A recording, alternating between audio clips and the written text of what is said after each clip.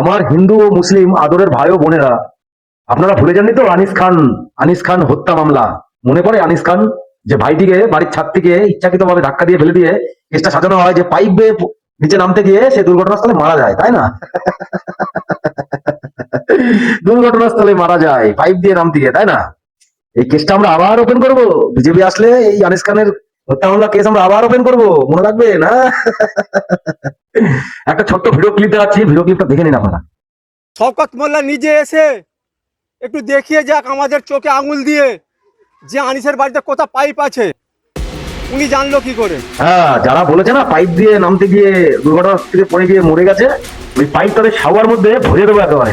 তাদের পুকি দিয়ে পাইপটা এমন ভাবে ভরবো, ডাক্তারও সেলাই দিয়ে বের করতে পারবে না। পাইপ পাইপ দিয়ে পড়ে গেছে, তাই না? বিজেপি আসলে এইসব কেস আবার ওপেন হবে, এরকম মনে রাখবেন। এই আনিস খান হত্যা মামলা, আরো কত মুসলিম ভাইরা দাঙ্গায় মারা গেছে, তাদের জন্য কিছু তো করতেই হয়, তাই না? সব পলিটিশিয়ানরা হিন্দু মুসলিম করে, আমরা করি না। আমরা কোনো পলিটিক্সের সঙ্গে যুক্ত নই, আমরা ভারতের সৈনিক, আমরা ভগৎ সিং এর সৈনিক। হ্যাঁ, এই আনিস খান হত্যা মামলা আবার আমরা ওপেন করবো এই কেস। আর যারা বলছিল না পাইপ দিয়ে নামতে গিয়ে নিচে পড়ে গেছে, ওই পাইপ সব সবার মধ্যে ভরে দেবো।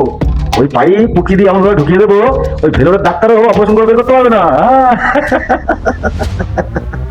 আনিস খান হত্যা মামলা মনে রাখবেন, অসহায় মা বাবা, আনিস খান তার দাদা, তাদের অবস্থা, পরিবারের অবস্থা কি হয়েছিল যখন এই আনিস খানকে ইচ্ছাকৃতভাবে ধাক্কা দিয়ে ফেলে দেওয়া হয়েছিল, তাই না? সরকার যদি, কোর্ট আইন যদি এই সমস্ত জিনিস না করে, তাহলে আমরা করব। আমরা পুরো রীতিমতো আনিস খানের পরিবারকে এই হত্যার বদলা আমরা নেব, চিন্তা করবেন না।